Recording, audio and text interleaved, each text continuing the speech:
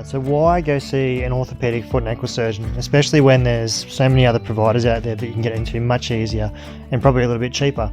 There are lots of providers out there, so we're going to go through a bit today what an orthopedic foot and ankle does and why it is beneficial in seeing one of us. So if you have a foot and ankle or an ankle problem, you could see a general practitioner, you could see a podiatrist, a physiotherapist, you could even see a shoe or a boot maker. And they're all excellent people to go to, but they all do things slightly differently to how an orthopedic surgeon, particularly one subspecialised in foot and ankle, would approach the problem. And so the question is, why would you see us if you've got these people, especially when they're more easily accessible? So, in order to see an orthopedic foot and ankle surgeon, you will generally need a referral from another doctor, usually your general practitioner. The reason for that is you get a rebate. Now, rebate is you get some money back from your consultation fee. So, an example we're going to put at the bottom here is that if a surgeon charged you, say, $100 for initial consultation, depending on what the Medicare rebate is, you may get, say, $60 back or something like that. That is just an example, and you'd have to check the fees more accurately, but you can certainly see the surgeon without a referral, but you will pay the full fee for seeing them. And it is worth, if you want to do that, checking with the surgeon beforehand and asking what the fee will be. So then the question remains then, if it's so expensive, or if you need to go through an extra process, why would you see us? And this talk is not going to be explaining the pros and cons of seeing the other people. I don't do what they do, and it'd be ignorant of me to comment on what they do. So all I want to tell you is that you really need all of us to work together to get a good outcome for your foot or your ankle. All of us provide an important part of your management. And so it's actually better going with a couple of different providers rather than one and thinking that you can get away with just the one. So just a bit of a note on orthopedic training. It is quite extensive, so I want you to understand what it means. So if you decide to do medicine and you get in, it's usually 4 to 5 years of medical school, and that qualifies you to be a doctor. You could actually call yourself a surgeon at that point, but you'd be in no way qualified to do the job. You then do 2 years of what's called a junior doctor in the hospital, where you rotate things, all different types of rotations: general medicine, respiratory, general surgery, orthopedics, emergency, all those sorts of things.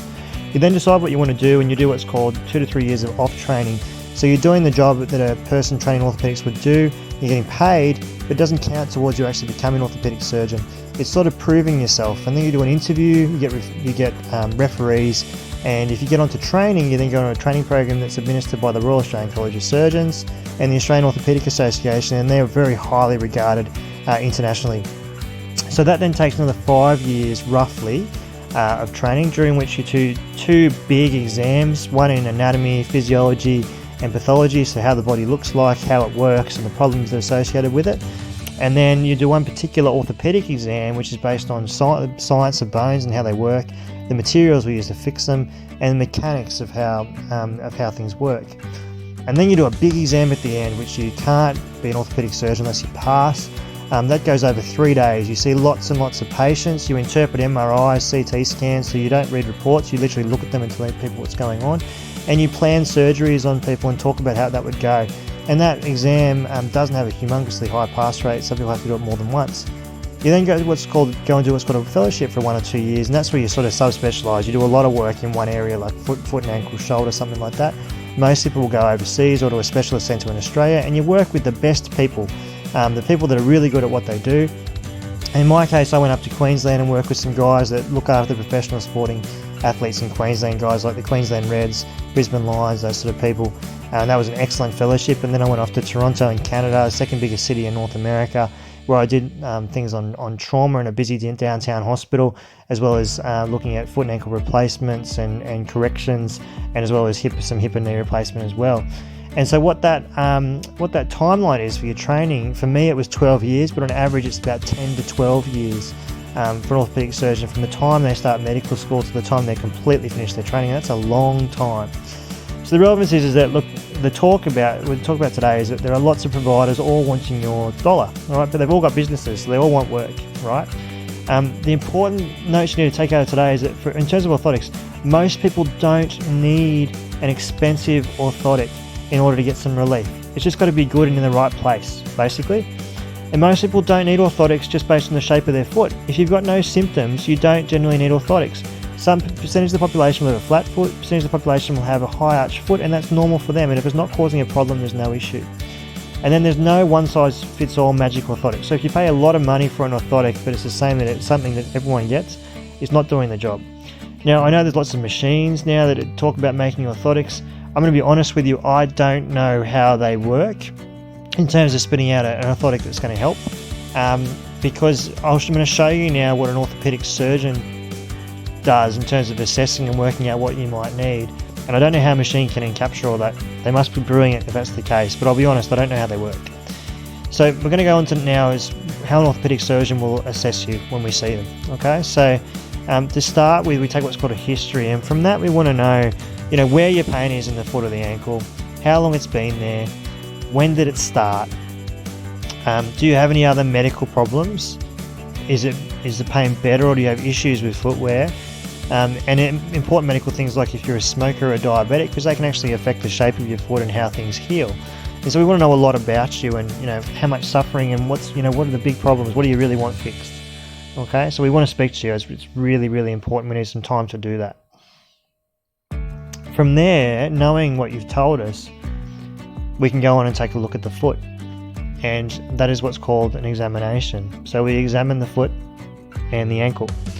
And we want you to go for a walk. We want to see how the foot behaves, and you put weight on it, because there's multiple phases in walking and the foot has to do a lot of things.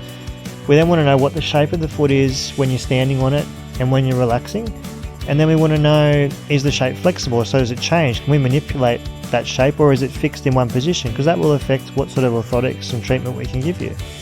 Now this is an example. This is a guy that's got both of his heels moving in. That's a normal variant. It's called hindfoot varus. And he came in with sprains, and people kept looking at the sprains, but if you look where the arrow is, all the tension is going on the outer aspect of his foot. So it wasn't so much the ligaments that are the problem, it was the shape of his foot that was resulting in him having sprains.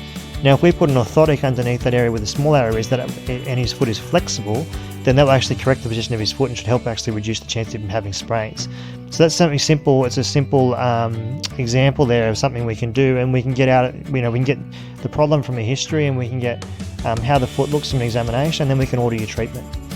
Now we have some other tools that let us see what's going on inside your foot. They're things like x-rays. So this drawing here is of a flat foot, so there's no arch here where the arrow is, right? And this patient actually had some pain in the middle of the foot called midfoot pain, right? And so the normal feeling would be, okay, they've got a flat foot, so let's give them something that can give them a bit of an arch, like the drawing on the right with an orthotic. But we did an x-ray, and we do this in most patients, and you can see on the x-ray, I'm about to label it for you, this patient's actually got arthritis, meaning that the normal cartilage which lines the joint is worn away, and it's bone on bone and causes pain. And so we would give this patient something called a rocker bottom sole. The reason we call it a rocker bottom is, see where the arrow is, it's shaped like the bottom of a rocking horse, as we're going to see in the picture on the right. Okay, and what that does is it offloads the middle of the foot, so that patient will hopefully have less pain as they're walking. And so we use a whole lot of tools to work out how to relieve pain in patients with foot and ankle problems. And so the good thing about seeing us is a few things. Number one, you're allowed to tell me where it hurts, right? Number two, I can see what your foot likes when you're walking, when you're not walking, and I can also see how flexible it is. And then I've got other investigations like x-rays and MRIs and CAT scans, which tell me what's going on inside your foot, which might be causing the problem as well, and then I can put it together. And so from there, then I can ask a bootmaker to fit you for a special shoe, right, that hopefully will relieve your pain. I can ask an orthotist, a podiatrist, to make you a special orthotic specifically to the area where you're having problems, like for instance a rocker bottom sole as on the right.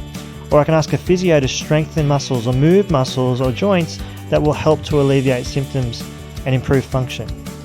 And so if all that fails, and we've tried all those other providers, and you've seen me, and we've tried what we call non-operative management and orthotics, then we do have a backup, and that's what I'm mostly trained in, and that is an operation, right? That is surgery, and that's our backup. So the beauty of seeing an orthopedic surgeon is that we don't just operate, we treat you as a whole, and we can work with all those other providers as well to make a holistic approach that hopefully gives you a great outcome and relieves your pain. But I hope you've enjoyed our talk today, and it gives you a bit of an insight on why it's good to see an orthopedic foot and ankle surgeon. We can give you a good element of your care and work with those other providers. And if you've got any questions, come see us at www.hunterfootandankle.com.au. Thank you.